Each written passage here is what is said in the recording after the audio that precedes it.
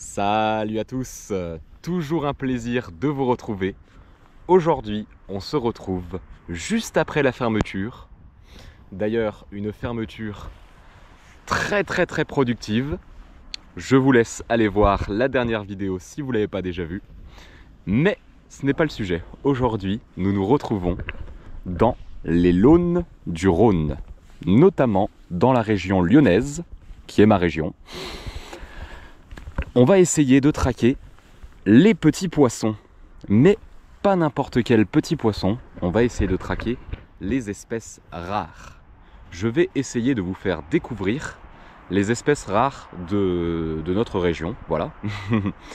Notamment 3 espèces. La grémille, qu'on fera sûrement à mon avis à la fin, en fin de session, parce que c'est un poisson nocturne. Donc sur les coups du soir, on devrait peut-être en trouver, j'espère. La bouvière, un poisson qu'on ne trouve que dans certaines zones. Donc du coup, je vais devoir changer de zone pour aller la chercher. Je vous expliquerai du coup pourquoi on la trouve dans certaines zones et pas partout. Et ensuite, nous essaierons de chercher l'épinoche à 3 épines. Un poisson qui est devenu très rare à cause, hélas, de la pollution de nos eaux. Donc voilà. Il sera aussi sur un autre spot, parce que je connais aussi un autre spot où il y en a pas mal. Heureusement, il en reste encore là-bas.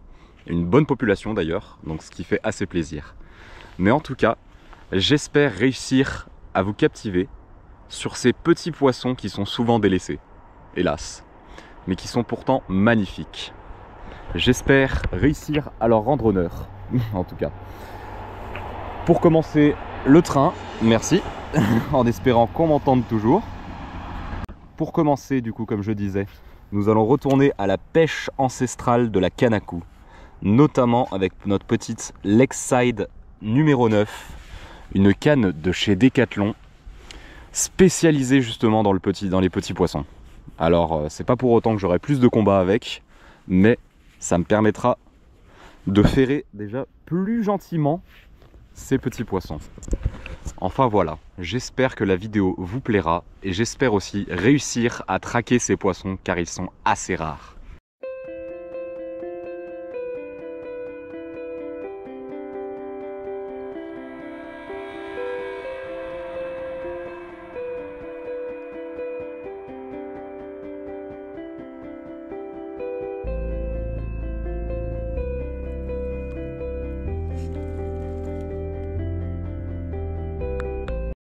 Alors, le secret pour trouver de la bouvière, c'est qu'il faut qu'il y ait sur le spot ceci. C'est des anodontes, des grosses moules d'eau douce asiatiques. Alors, il faut qu'il y ait de la moule d'eau douce en fait de base. Nous on a des anodontes qui sont beaucoup plus petites, donc normalement en France. Mais celles-ci c'est des moules d'eau douce asiatiques du coup, qui sont beaucoup plus grosses. Et en fait la bouvière se reproduit essentiellement dans la moule d'eau douce. Donc en fait le biotope de la bouvière dépend totalement en fait de la présence en fait de ces mollusques quoi. Donc voilà. Donc je suis pris. Oh, poisson. Le premier, qu'est-ce qu'on a là? Hop, je crois qu'on a, oui c'est bien ça, un alevin de chevenne. Donc un petit alevin de chevenne, voilà, pour commencer sur la zone. Il y a beaucoup d'alevins. Ça fait déjà plaisir de faire du poisson. Allez, prends le... Ah, décalage. Ah, on va tenter. Poisson. Qu'est-ce qu'on a là? Un micro-poisson. Qu'est-ce qu'on a eu? Ah ah. Alors, contrairement à ce que beaucoup pourraient croire, ce n'est pas une ablette. Je vais vous montrer un peu ça. Ça, c'est aussi un autre poisson que je voulais vous faire découvrir. Ce n'est pas une ablette. On pourrait croire à un éperlan, mais non. Ce n'est pas non plus une ablette, c'est une able de Haeckel. Un poisson qui est très méconnu, parce que tout simplement très oublié. Alors, ça ressemble à une ablette, ou un alevin d'ablette, mais c'est bien plus allongé, bien plus argenté aussi. Oh, il veut partir. Et c'est surtout si on arrive à le voir. Attends, remets-toi dans le bon sens. C'est très fragile, donc c'est pour ça qu'il faut bien se mouiller les mains, sinon l'écaillage il part. Et c'est surtout ouais, par rapport à la bouche en fait. La bouche est vraiment inclinée vers le haut, contrairement aux ablettes. Enfin voilà, encore un magnifique petit poisson. Poisson. Petit poisson. Oui, je crois que c'est... Oui, je crois bien que ça y est. C'est la consécration de cette vidéo. On va se mettre un peu dans la boue. C'est pas grave, parce qu'on a enfin notre bouvière. Et oui. Ah, je suis trop content. On a enfin notre bouvière. Donc, je vais vous montrer ça mieux pour vous montrer un peu les caractéristiques de ce poisson, mais il est magnifique. Donc voilà, je vous présente la bouvière. Un poisson magnifique, alors qui est un peu enrobé, mais qui est surtout discernable grâce à cette petite bande verte et ce petit violet. Alors celle-ci, je ne sais pas si je vais réussir à vous le montrer, celle-ci est une femelle car elle a un petit pédoncule derrière qui lui sert à pondre justement dans ces fameuses moules d'eau douce. Donc voilà une magnifique... Ouais, qui s'en va. Une magnifique bouvière avec des reflets, je ne sais pas si on va le voir, mais des reflets violacés. C'est juste un poisson, mais somptueux. J'espère en réussir à en faire un mâle, afin de vous montrer les deux. Elle va finir dans la bourriche, en attendant. Des belles touches. Allez, on va peut-être ferrer. Poisson, oui, oui, oui, une bouvière encore. Oh, une belle en plus. Une bouvière. Oh. Elle se bat comme une malade. Encore une bouvière. Bien se mouiller les mains. Oh, celle-là, elle est jolie. Magnifique. Oh, celle-là, elle est balèze pour une bouvière. Je vais vous la montrer, mais elle est balèze pour une bouvière, celle-là. Juste magnifique. Alors, encore une femelle, parce qu'il y a le petit pédoncule rouge derrière, mais un magnifique spécimen là. On a une très très belle bouvière. Et là, on peut bien voir les reflets violacés de ce poisson. Toujours aussi somptueux. Franchement, immanquable la bouvière. Celle-ci, elle doit bien faire les 8, je pense. Auteuil, elle tombe. Ouais, celle-ci, je pense, elle doit bien faire les 8 cm. Ça reste quand même toujours du petit poisson, mais ça fait plaisir.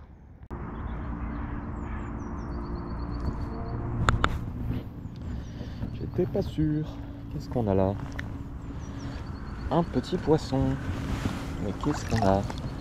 Hop, je crois que c'est encore une able. Très agitée. Très très agitée. Qu'est-ce qu'on a? Ah non.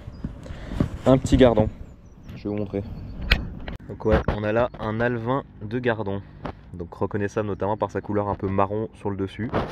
Et surtout à ne pas confondre avec la rotangle, car la nageoire dorsale doit être au même niveau que les deux petites nageoires pelviennes. Voilà, voilà. À ne pas confondre du coup. Mais c'est un petit gardon. Ce n'est pas ce qu'on cherche, mais ça fait plaisir. Je suis pris. Qu'est-ce qu'on a là? Petit poisson. Hop là, mouiller la main. Hop, qu'est-ce qu'on a là? Wow, doucement monsieur. Je l'ai sorti un peu trop vite, j'avoue. Doucement. Et ben je crois que c'est une très jolie able de Haeckel. Voilà, là je vais un peu mieux pouvoir vous montrer les différences un peu avec l'able et l'ablette. Les différences majeures, c'est notamment comme je disais la bouche qui est inclinée vers le haut, un peu de vert sur le dessus, le côté encore plus argenté qu'une ablette, et notamment surtout le côté effilé. L'ablette est un peu plus trapue. Oh, doucement madame. Doucement madame l'able de Haeckel. J'essaie de vous montrer. Donc voilà, voilà. Elle est un peu plus trapue l'ablette. Enfin voilà, ça reste quand même une très belle able de Haeckel parce que normalement ça dépasse pas les 10 cm. Donc ça fait vraiment plaisir d'en faire une jolie, vraiment pour vous montrer la beauté de ce poisson. Touche. Bon, c'est pris. Poisson. Qu'est-ce qu'on a là? Ça se bat bien.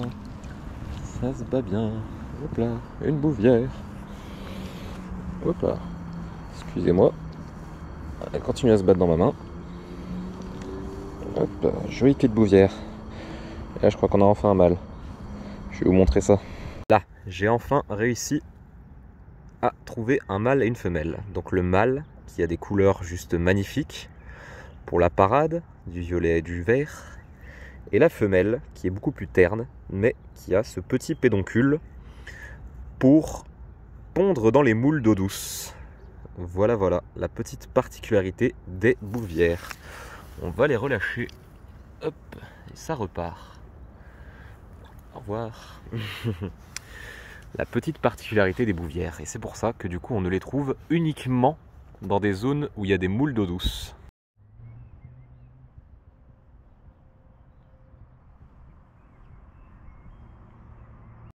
Bon, comme vous pouvez le voir, ça y est, la nuit est tombée.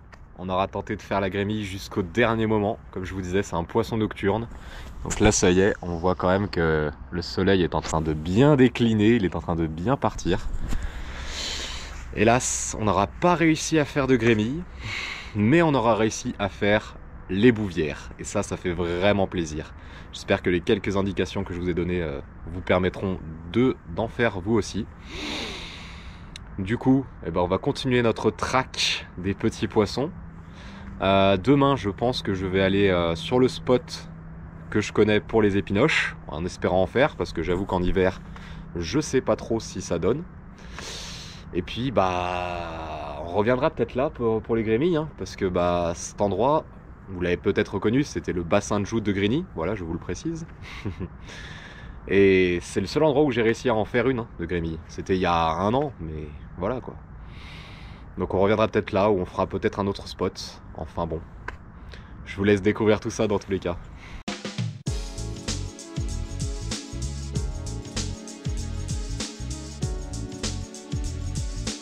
Le secret du coup, un hameçon numéro, un très petit numéro, genre là j'ai un numéro 18.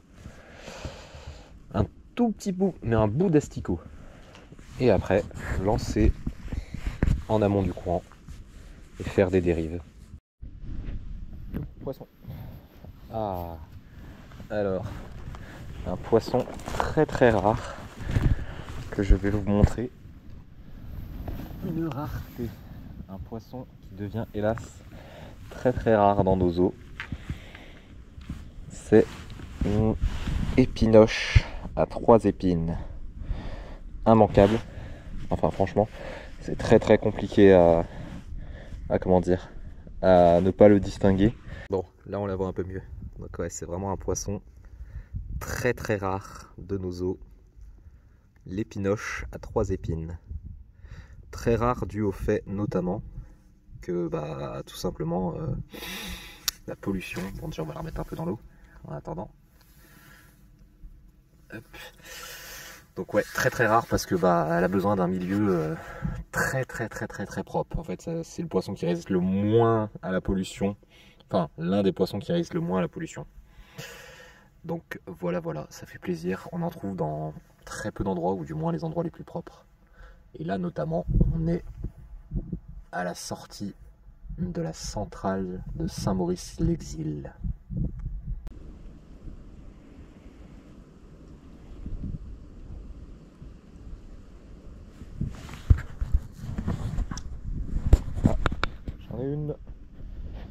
J'en ai une.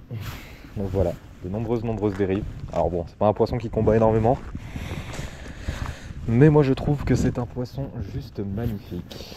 Je vais vous le montrer. Alors, elle se discerne énormément. Celle-là, c'est une belle épinoche, celle-là. Donc ouais, c'est un poisson qui atteint pas plus de ouais, à peu près 5-6 cm. En tout cas, c'est un poisson magnifique. Je vais un peu mieux vous le montrer. Voilà, c'est une petite pépite de nos rivières. L'épinoche à 3 épines. Oh, elle veut partir. À pêcher avec des très petits hameçons. Donc ça a des couleurs mais juste magnifiques. Un peu de doré, de vert. C'est juste somptueux. Allez, on va la détacher et la remettre à l'eau. Je ne sais pas si on verra bien dans l'eau, mais elle a 3 épines normalement. Non, on le voit pas bien.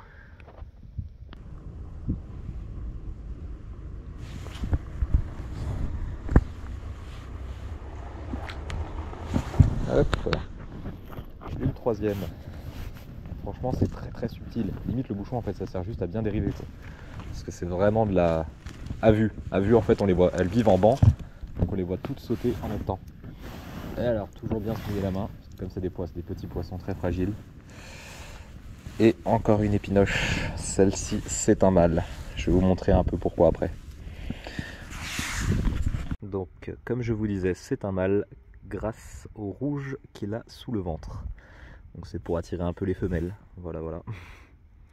En période de frai, ça devient vraiment beaucoup plus rouge. Et donc il y a plusieurs espèces d'épinoches en France. On a l'épinoche à 5 épines, donc qui a 5 épines, et celle à 3 épines. Ça reste vraiment des petits poissons, mais je trouve que ça reste merveilleux des fois, les petites pêches comme ça. Allez, il va repartir. C'est pas où il est. Au revoir. Troisième jour à la traque de la grémille. C'est parti. Quatrième spot pour chercher la grémille. Allez, c'est parti pour la 5e session à la traque de la grémille. Je pensais pas que ça serait le poisson le plus compliqué. Allez, c'est parti. 7e session à la recherche de la grémille. Vraiment un poisson très rare, ou du moins très localisé. Allez, 9e session. Et oui, 9e session pour trouver la grémille. Toujours à la traque de ce poisson mystérieux. Franchement, j'ai fait beaucoup de zones. Là, on est revenu au bassin de joute de Grigny. Et j'espère enfin en trouver une. Ah. Bon, il n'y voit plus grand chose. J'arrive pas à faire de grémille, mais là j'ai des touches. Il n'y a pas 40 000 poissons qui mettent des touches la nuit. Ça part avec. Hop, les poissons. Qu'est-ce qu'on a là? Alors, désolé, je vais mouiller, non. Je crois que c'est encore une ablette. Bouge pas. Waouh, non. Je vais vous montrer.